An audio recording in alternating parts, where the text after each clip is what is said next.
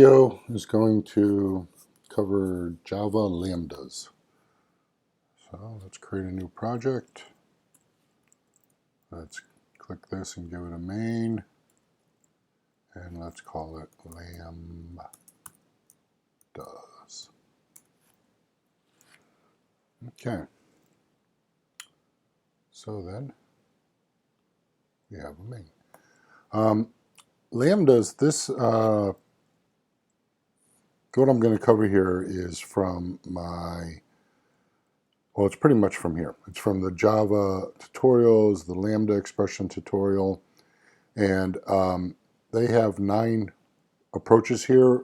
We're going to go through approach 6. 7, 8, 9 get a little bit deeper than I think we need to go for somebody just learning the Java language for a junior developer. All right, so I'm going to show you how we go from programming callbacks, lambdas in object-oriented to lambda expressions. And the reason that this is really important is all the tutorials now, all example code is moving to lambdas because there's a lot less lines, easier to read, easier to understand. So even if you don't code any lambdas, you need to be able to understand what they are. So we're going to start with a person pojo, just a person bean, Java bean. And this person Java bean is going to have a name, a locale date for birth date, gender, and email. And let me spell that right, gender. Has a constructor, so it's a read-only bean, has a constructor and getters. Gender, there we go. And it has, because the birth date is a locale date, it has this getAge method that will look at the locale date, look at what time it is now, and figure out what the age is in years. So there's a little comment up there, calculate years old. And it has a print person method instead of a toString because that's what they did in the Java tutorial. So let's move on. So let's say we're server programmers, and we're told we have a requirement to be able to search given a list of persons, a list of people.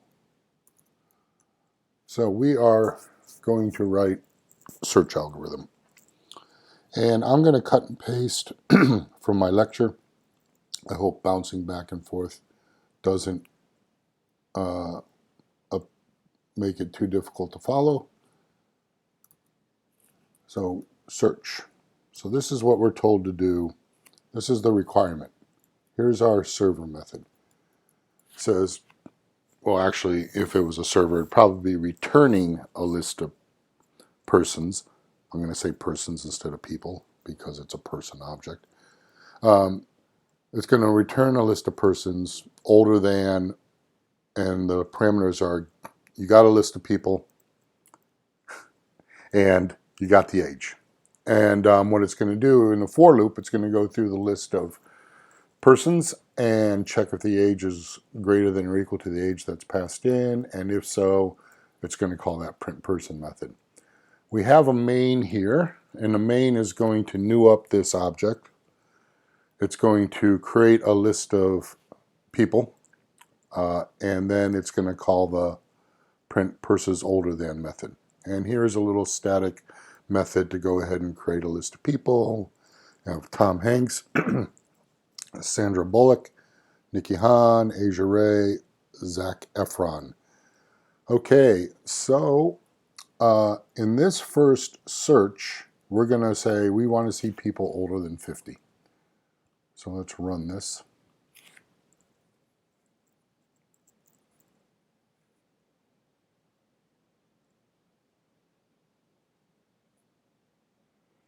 And Tom Hanks and Sandra Bullock.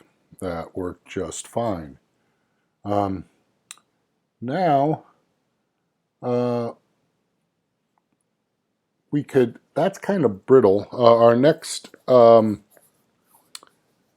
would be a little more generic if we say, hey, let's change this to print persons within the age range.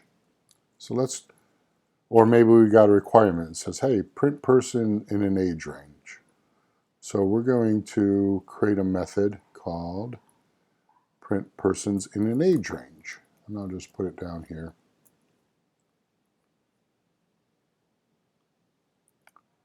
I'll put it under the print persons older than. Print. So let's say we got another requirement. We want an age range instead of just older than. So now we have print persons in an age range. And in the main, let's call that method. So now we have two methods. The first one is print persons older than 50, and the second one is print persons within the age of 40 to 70. A little more generic, the second one. The first one can actually be probably replaced by the second one. And twice we get Tom Hanks and Sandra Bullock. That's great. So far, so good.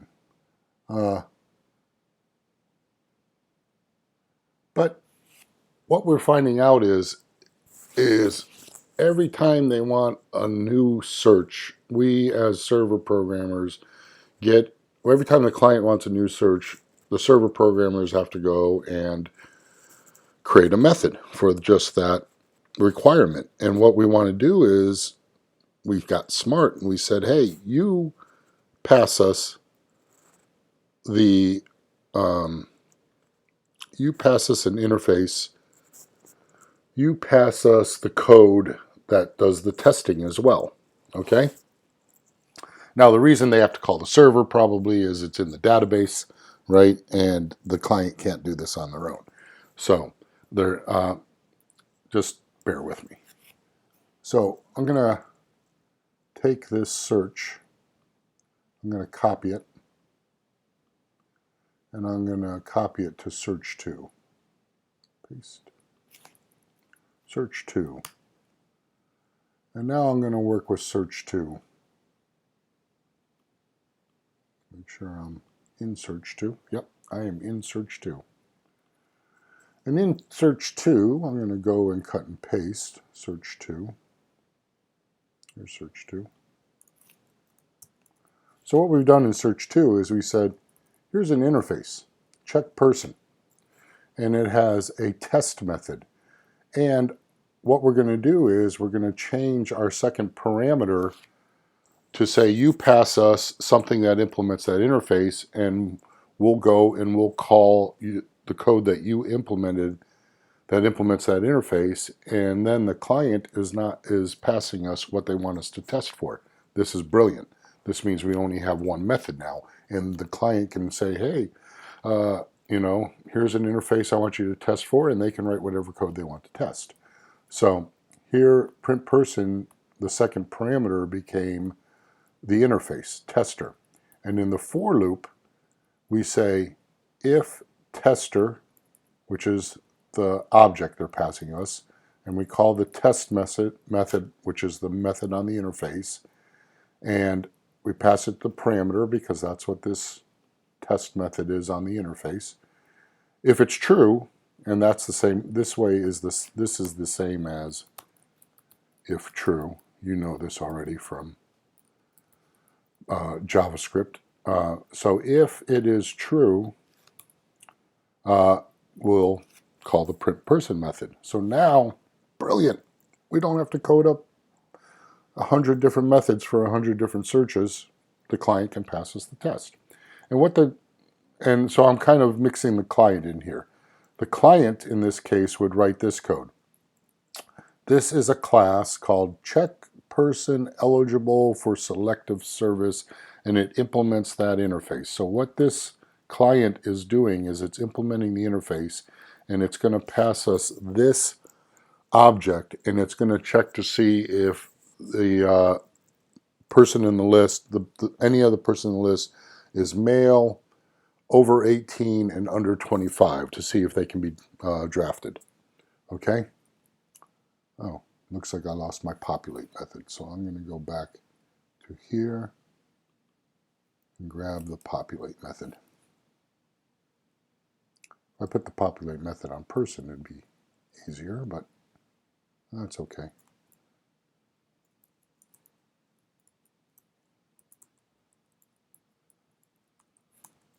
Okay, so we still got the same people. And I think just Zac Efron would probably be the only one who, yeah, he's a 20-year-old male. Looks like that would be the only one that would do it. So the client implements the interface, implements the test method, says, here's what I want you to check. So in main, we're going to new up search to. We're again going to make the list of people. And we're going to call the print person, our server print person with the list of people. And we're going to new up the class that implements the interface test, the check person eligible for form service. Okay, so let's run this.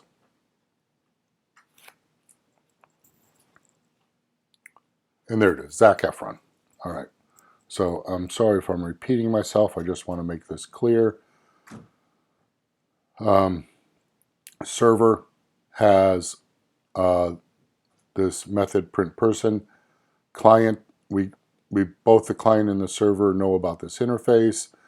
Server is going to take somebody who implements that interface so the client can define what the search is. That's nice. But the client can do this without the static interface. The client can do this without the static class. It can just create a anonymous inner class. Okay, let's do main here. Where'd main go? Main is down here. So main is the client calling the server. And in here, so I'll put a little thing here, uses static class. This one is uses anonymous class. Okay, so this one says, for the second parameter, I'm just going to new up the interface. So check person is the interface. I'm going to new up the interface, and when I new it up, I'm going to give it its body right here. Okay, this is implementing the test method in the interface. So this is called an anonymous class because it has no name, and you can just new up the interface right there and give it a body. So it's the exact same code with an anonymous class. Let's run that.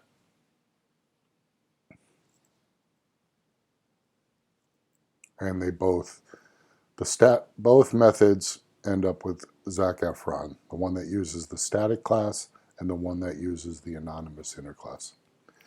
And I'll put this code out on GitHub so that you can download it and look at it if you want. All right, so here's where we get to lambdas, okay? This interface has one method, a single method called test. And if you have an interface with a single method, then it's called a functional interface. And you can use a lambda instead of OO programming to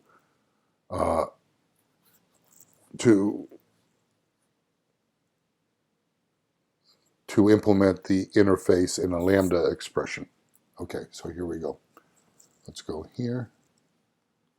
Let's grab the lambda and let's put that in here. So in our main, we have the first one uses a static class, the second one uses an anonymous interface, the first one uses a lambda. There we go.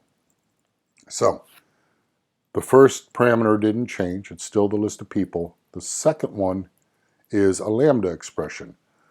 The parameter is a person, and then the arrow says, here's the method that's going to implement test. Person, it's the same as before. There's your lambda expression. Run this.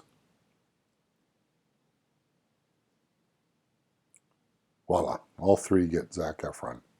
It works. There are a bunch of lambda expressions, not that you need to know them all now, but I just want to show you real quick. In the Java util function package, there's all these lambda expressions. By predicate consumer, double consumer, function, you can see them there. Predicate, we're going to talk about that one. That's the only one we're going to talk about. So just so you know that there's a bunch of predefined lambda expressions, but any interface that has one method in it is a functional interface, and you can use a lambda. So what we're going to look at is this interface that we created here. This, where'd it go? Up here at the top. This test interface, there's a lambda for that. Let's go look at it. It's called predicate.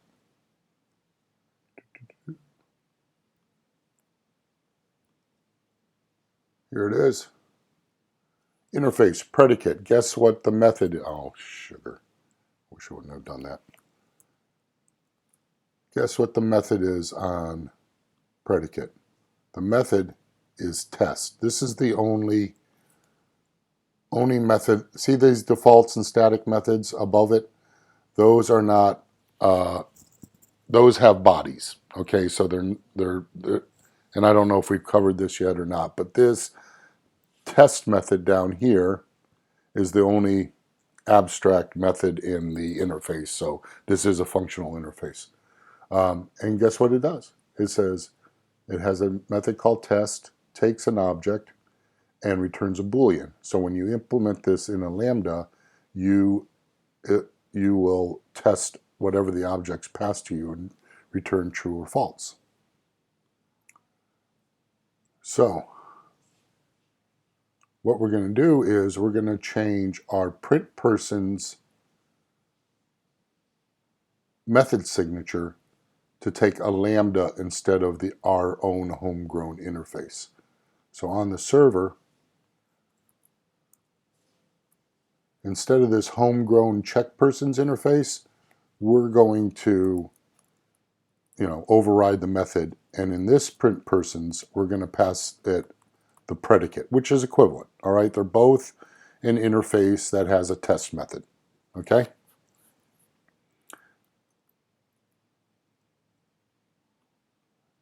All right, and here's our server code. Our server code doesn't change.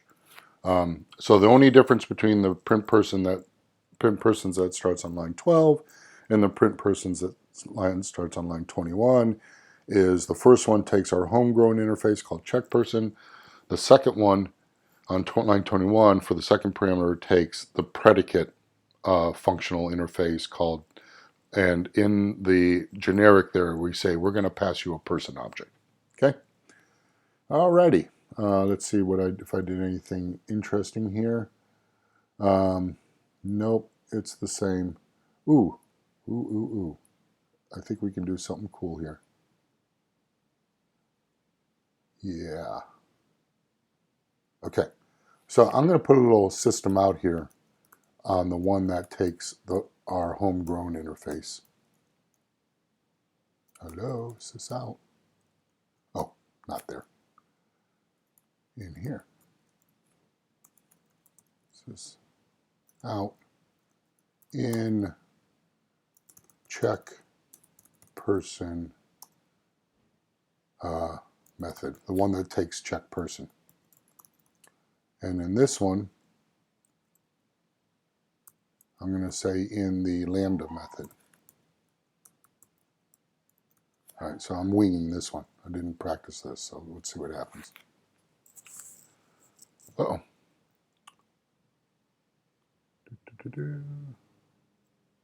Oh, it's ambiguous. Drat. All right. Uh, uh, uh, uh. Let's do this. Let's copy it. Let's paste it. Call it search 3. We'll go back to search 2 and we'll remove the lambda one. So search 2 will be all about the one that doesn't use the predicate. Yep. Yes, indeed. Okay. All right. So search 2, everything is using our homegrown interface. Search 3, we're not going to have our homegrown interface. We're just going to have the one that takes the lambda.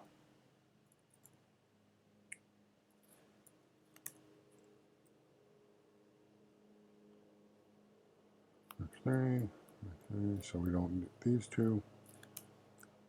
Okay, let's run search 3 now.